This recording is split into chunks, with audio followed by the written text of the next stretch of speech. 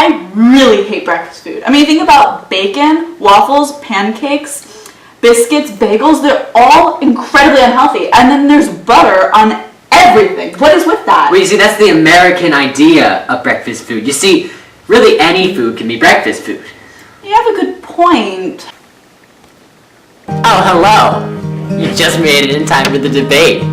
Notice how we're using our personal experiences and reasoning to form our argument. Gathering together to discuss controversial ideas was very popular during the Enlightenment of the 18th century.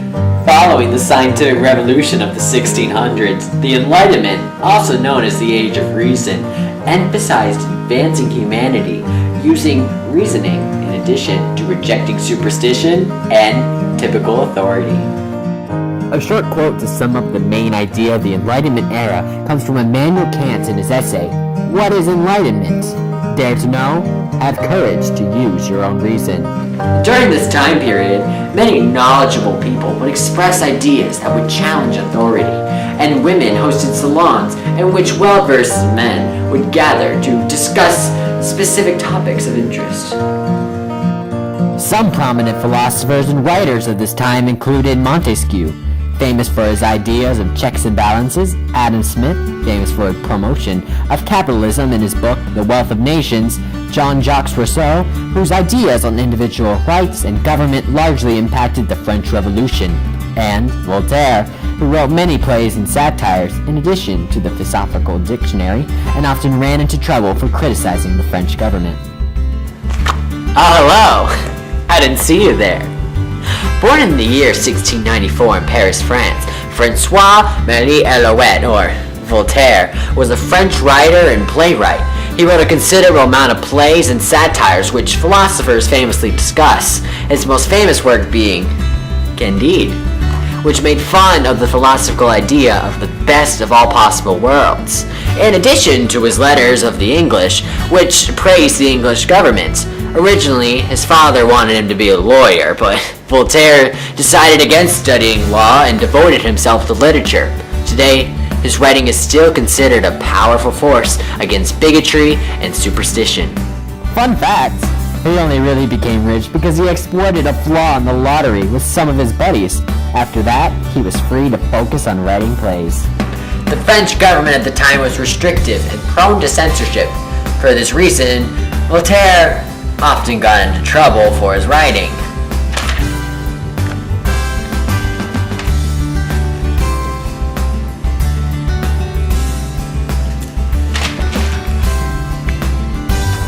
When he made fun of the Duke of Orleans, he was imprisoned in the Bastille for about a year. He was very serious about his writing, however, and wrote numerous plays such as Oedipus and an epic poem about Henry IV, which won the approval of the Queen.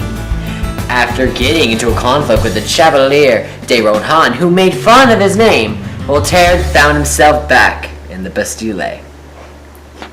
Ironic that the Cavalier de Rohan made fun of Voltaire for his adopted name, considering that many history textbooks mention Voltaire's name, but barely anyone knows about Cavalier de Rohan. Oh, hi! I didn't see you there. Not too long after, he was exiled to England. While there, he met with many prominent people and found many aspects of English society admirable, including religious toleration. When he returned back to France, he continued writing tragedies influenced by Shakespeare, in addition to finding a new interest in writing about historic figures such as Swedish King Charles XII and Russian Tsar Peter the Great. After publishing the Letters Philosophiques, a warrant of arrest was issued, and Voltaire took refuge in the chateau of Madame du Chaillet at Circe. Emily du Chaillet was a highly educated woman who was a gifted mathematician who translated Isaac Newton's work. Together, the two intellectuals collected over 21,000 books and often collaborated on their studies. Voltaire often communicated with important leaders, including Frederick the Great of Prussia and Catherine the Great of Russia. After the death of Emily du Chaillet, Voltaire moved to Potsdam, where he lived with Frederick the Great. While the two friends had a history of writing letters to one another, the two did not get along well. Voltaire ultimately settled at Ferney, which was located close to the Swiss border. There he wrote Candide, which made fun of the idea of the best of all possible worlds, in addition to the philosophical ideas of optimism in general. He died on May 30th, 1778, in Paris. Okay, can we continue our debate now? Yeah, sure. Okay, so first of all,